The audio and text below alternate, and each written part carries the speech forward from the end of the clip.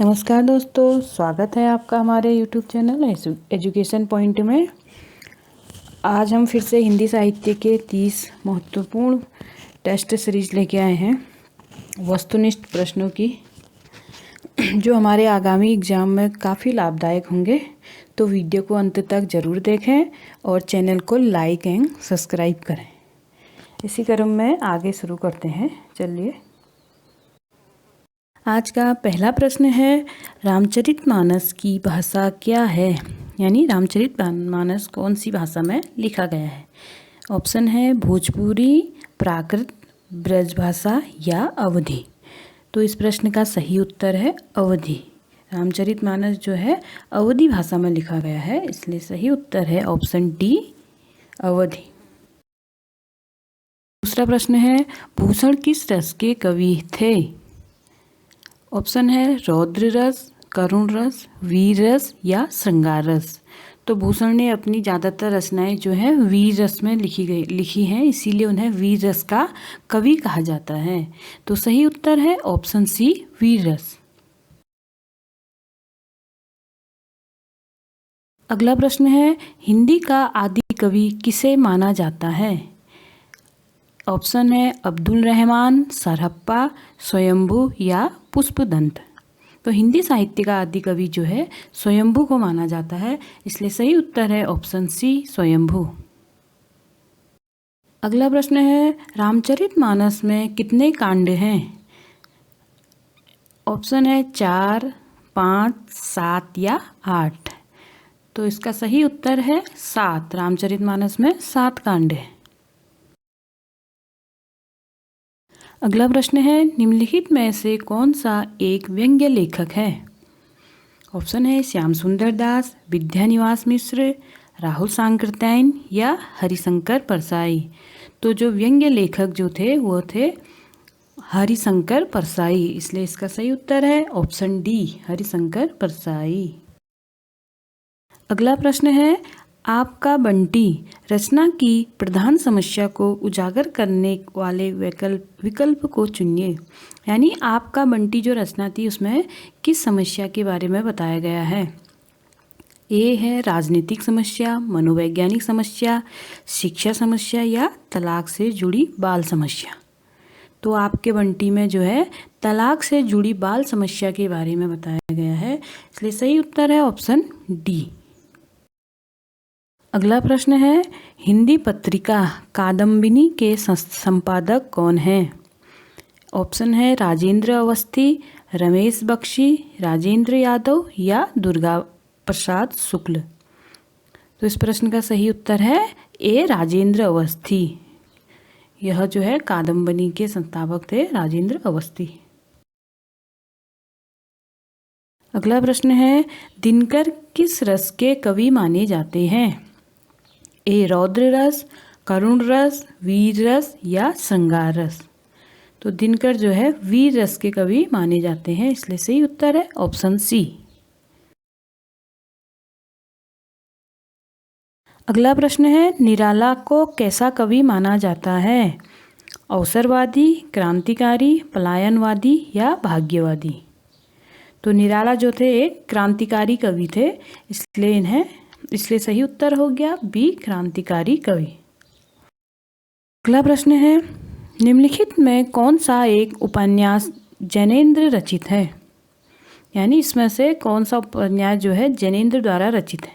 Option क्या है? पुनर्पूर्वा, सेवा सदन, परख या एकदा नैमिषारण्य। तो इसका सही उत्तर है ऑप्शन बी, परख जो है जैनेन्द्र द्वारा रचित उपन्यास है। अगला प्रश्न है, हिंदी गद्य का जन्मदाता किसको माना जाता है? ए प्रताप नारायण मिश्र, बी महावीर प्रसाद द्विवेदी, भारतेंदु हरिश्चंद्र या बालकृष्ण भट्ट। तो हिंदी गद्य का जन्मदाता जो है भारतेंदु हरिश्चंद्र को माना जाता है, इसलिए सही उत्तर है ऑप्शन सी, भारतेंदु हरिश्चंद्र। अगला प्रश्न है, कवि कालिदास की अभिज्ञान शाकुंतलम का हिंदी अनुवाद किसने किया? यह एक संस्कृत भाषा में लिखा गया ग्रंथ है कालिदास की। तो इसका हिंदी अनुवाद किसने किया कह रहे हैं? ऑप्शन है सदा सुखलाल, गोस्वामी विट्ठलनाथ, राजा शिवप्रसाद या राजा लक्ष्मण सिंह। तो सही उत्तर है ऑप्शन डी, राजा लक्ष्मण सिंह।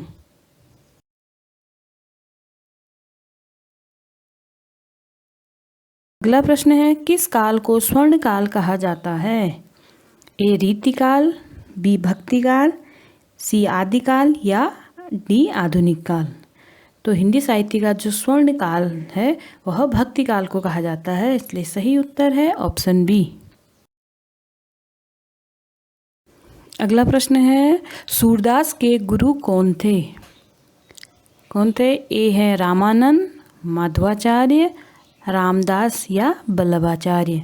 तो सूरदास जो थे वल्लभाचार्य के शिष्य थे, इसलिए सही उत्तर है ऑप्शन डी, वल्लभाचार्य। अगला है, कामायनी किस प्रकार का ग्रंथ है?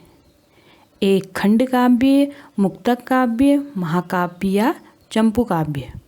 तो कामायनी जो है जयशंकर प्रसाद द्वारा रचित एक ग्रंथ है, यह जो है एक महाकाव्य है, इसलिए सही उत्तर है ऑप्शन सी, महाकाव्य।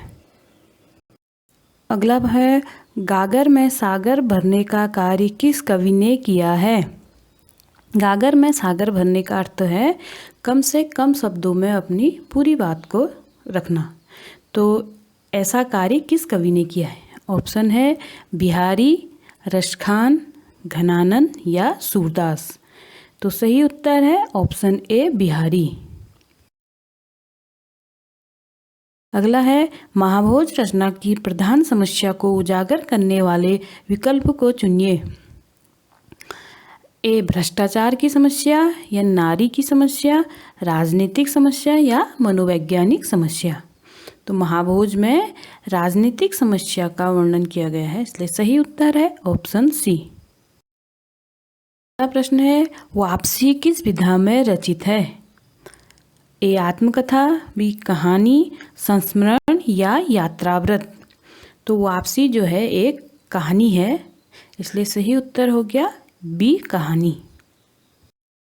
अगला है, तोड़ती पत्थर कैसी कविता है? ए व्यंग्यपरक, बी उपदेशात्मक, सी यथार्थवादी या डी आदर्शवादी। तोड़ती पत्थर जो है एक यथार्थवादी कविता है, इसलिए सही उत्तर है ऑप्शन सी। नेक्स्ट है, फणीश्वर नाथ रेणु से संबंध सही प्रदेश का नाम चुनिए। यानी फणीश्वर नाथ रेणु जो है किस प्रदेश से थे? महाराष्ट्र, बिहार, हिमाचल या उत्तरांचल। तो यह थे बिहार से, इसलिए सही उत्तर है ऑप्शन बी, बिहार। अगला है, विद्यापति की पदावली की भाषा क्या है? यानी कौन सी भाषा में लिखी गई है पदावली? मैथिली, ब्रजभाषा, भोजपुरी या मगही। तो सही उत्तर है ऑप्शन ए, मैथिली। तो विद्यापति ने जो है अपनी रचनाएं मैथिली भाषा में ही लिखी है, इसलिए उनकी जो पदावली रचना है वह भी मैथिली भाषा में लिखी गई है। सही उत्तर है ऑप्शन ए। अगला है, बिहारी किस राजा के दरबारी कवि थे? ए महाराणा प्रताप, शिवाजी, जयसिंह या तेज सिंह। तो बिहारी जो थे राजा जय सिंह के एक प्रसिद्ध दरबारी कवि थे, तो इसलिए सही उत्तर है ऑप्शन सी, जय सिंह। अगला है, शेष कादंबरी के रचयिता हैं। शेष कादंबरी के रचयिता कौन है? ऑप्शन है नरेश मेहता, हजारी प्रसाद द्विवेदी, बाणभट्ट या अलका सरावगी। तो शेष कादंबरी नामक रचना जो है अलका सरावगी ने ही लिखी है, इसलिए सही उत्तर है ऑप्शन डी। अगला प्रश्न है, राग दरबारी उपन्यास के रचयिता हैं। राही मासूम रजा, श्रीलाल शुक्ल, हरिशंकर परसाई या शरद जोशी। तो राग दरबारी के रचनाकार हैं श्रीलाल शुक्ल। सही उत्तर है ऑप्शन बी, श्रीलाल शुक्ल। अगला है, पूस की रात जो कि एक कहानी है के रचनाकार हैं। कौन है? ऑप्शन है प्रेमचंद्र, शिवपूजन सहाय, निराला या प्रसाद। तो इस प्रश्न का सही उत्तर है ऑप्शन ए, प्रेमचंद। अगला है, ध्रुव स्वामिनी जो कि एक नाटक है के रचयिता हैं। राम कुमार वर्मा, राम वृक्ष बेनीपुरी या जयशंकर प्रसाद या भारतेंदु हरिश्चंद्र। तो ध्रुव स्वामिनी नाटक के रचनाकार है जयशंकर प्रसाद। सही उत्तर हो गया ऑप्शन सी। अगला है आत्मनिर्भरता, जो कि निबंध है के रचनाकार हैं महावीर प्रसाद द्विवेदी, बालकृष्ण भट्ट, रामचंद्र शुक्ल, अजीत कुमार। तो आत्मनिर्भरता के लेखक हैं बालकृष्ण भट्ट। Option B Balkrishna Bhatt. अगला है गंगा छवि वर्णन, जो कि कविता है के रचनाकार हैं जयशंकर प्रसाद, मैथिली शरण गुप्त, भारतेंदु हरिश्चंद्र या हरिऔध। तो गंगा छवि वर्णन के रचयिता हैं ऑप्शन सी भारतेंदु हरिश्चंद्र। अगला है अनाम दास का पोथा उपन्यास है के रचयिता हैं माखनलाल चतुर्वेदी, सोहनलाल द्विवेदी, हजारी प्रसाद द्विवेदी या महावीर प्रसाद द्विवेदी। तो अनाम दास का पोथा जो है हजारी प्रसाद द्विवेदी जी की रचना है, इसलिए सही उत्तर है ऑप्शन सी। अगला है भिक्षुक कविता के रचयिता हैं प्रसाद, पंत, महादेवी वर्मा या निराला। तो भिक्षुक कविता की रचना है निराला। सही उत्तर हो गया ऑप्शन डी निराला।